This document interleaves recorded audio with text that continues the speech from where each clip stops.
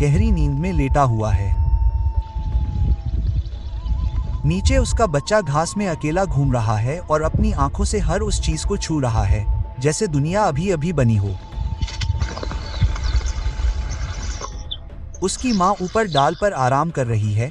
वहीं पास में जंगली कुत्तों का एक झुंड भी है जो नीचे लंबी घास में लेटा हुआ है। लेकिन जंगली कुत्ते झाड़ियों की आहट और आहट के प्रति हमेशा सजग रहते हैं।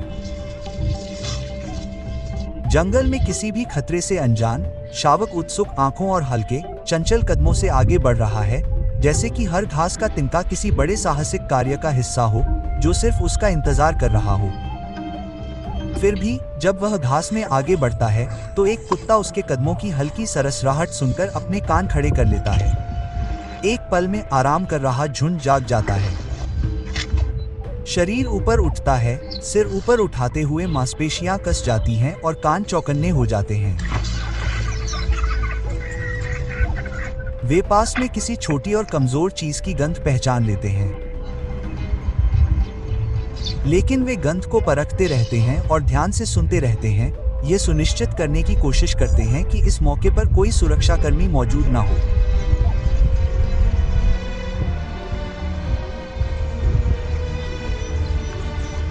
वह जितना करीब आता है, कुत्ते उतने ही ज्यादा तनावग्रस्त और केंद्रित हो जाते हैं। बच्चे को एहसास नहीं होता कि उसकी मासूमियत उसे नर्क के बिल्कुल किनारे ले आई है।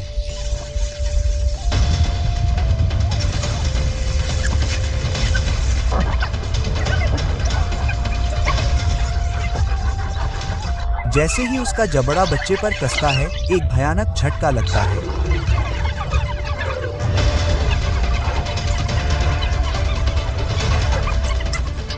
माँ कुत्तों के समुद्र में अकेली खड़ी है, अपनी ताकत को शक्ति के भ्रम में झोंकने के लिए मजबूर है।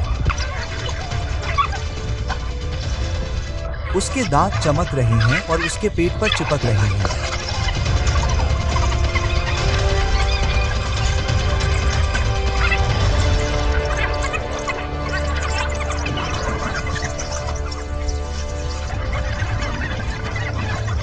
काटने की झड़ी लगने पर वह अलग हो जाती है, तने पर वापस चढ़ जाती है और खुद को एक ऊंची डाल पर खींच लेती है।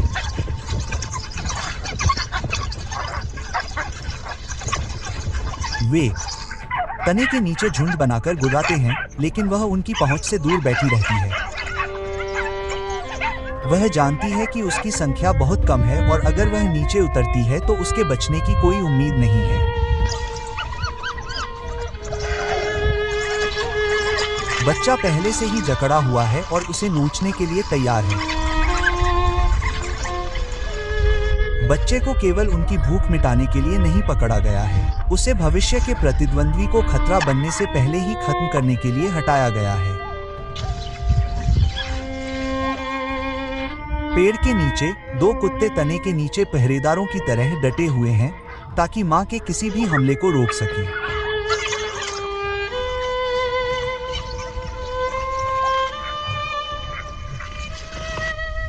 समय मैदानों में आगे बढ़ता रहता है, लेकिन एक मां का दुख नहीं मिटता।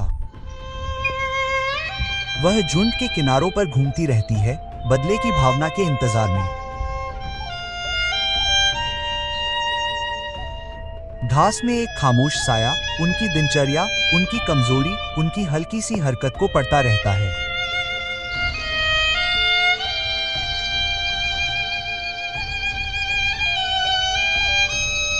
वह इस झुंड को अच्छी तरह से जानती है। दूसरों से अलग होने वाला एक अकेला कुत्ता एक भयावह अवसर होता है।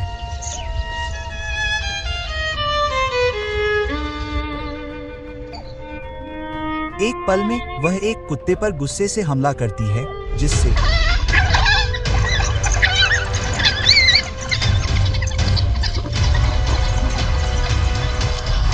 उनके एक सदस्य को लकवा मार जाता है, जो उसके दिल को छू लेने वाली चीज को छीनने की कीमत चुकाता है। तेंदुआ प्रकृति के सबसे प्रतिभाशाली शिकारियों में से एक है, एक ऐसा प्राणी जो मौन, सटीकता और आश्चर्यजनक अनुकूलनशीलता पर आधारित है।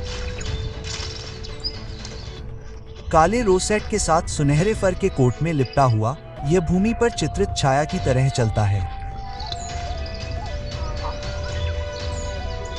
घने जंगलों से लेकर सूखे सावास और पथरीले पहाड़ों तक, तेंदुआ उन जगहों पर पनपता है जहां कुछ ही बड़ी बिल्लियां टिक पाती हैं।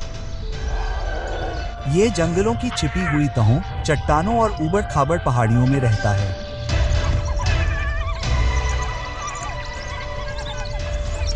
जंगल में जीवित रहने का अधिकार उसी का होता है जो झुकता है, टूटने का नहीं, और तेंदुआ इस शांत लचीलेपन का स्वामी है। तेंदुए की सबसे अनोखी क्षमताओं में से एक है उसके शरीर के आकार के सापेक्ष उसकी ताकत। पाउंड के हिसाब से यह बड़ी बिल्लियों में सबसे मजबूत पर्वतारोही है, जो अपने से भारी शवों को पेड़ों की शाखाओं पर खींचकर ले जाता है।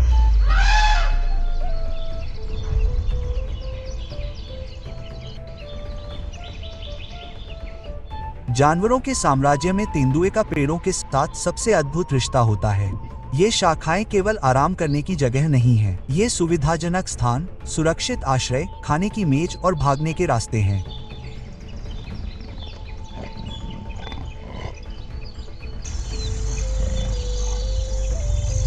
जंगल में जो लोग अराजकता से ऊपर उठते हैं, वे वह सब कुछ रखते हैं जो पृथ्वी चुराने की कोशिश करती है, और तेंदुए के लिए पेड़ आश्रय से कहीं अधिक है। ये रणनीति, अस्तित्व और अभयारण्य है। एक जीवित किला जहां तेंदुए की ताकत, चुप्पी और गोपनीयता उसके सबसे बड़े लाभ में मिल जाती है। एक ऊंची शरण जहां तेंदुआ अछूता रहता है।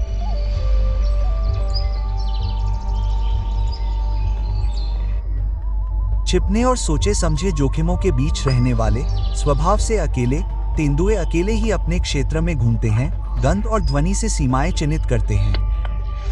वे अनावश्यक संघर्ष से बचते हैं, चोट का जोखिम लेने के बजाय चुपचाप चले जाते हैं।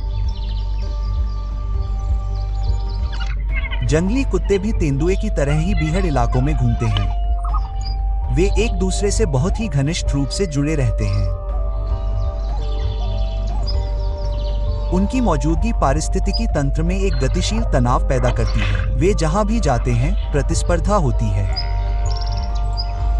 दूसरे मांसाहारी जानवरों के साथ क्षेत्र साझा करना हमेशा जोखिम भरा होता है। रास्ते एक दूसरे से मिलते हैं, शिकार के लिए संघर्ष होता है और हताशा के पल अचानक संघर्ष को जन्म दे सकते हैं। जंगल में जब भूख सह अस्तित्व और टकराव के बीच की रेखा को तेज कर देती है, तो पड़ोसी भी प्रतिद्वंद्वी बन जाते हैं। और इन साझा जगहों पर हर मुठभेड़ में अस्तित्व के संतुलन को बदलने की क्षमता होती है।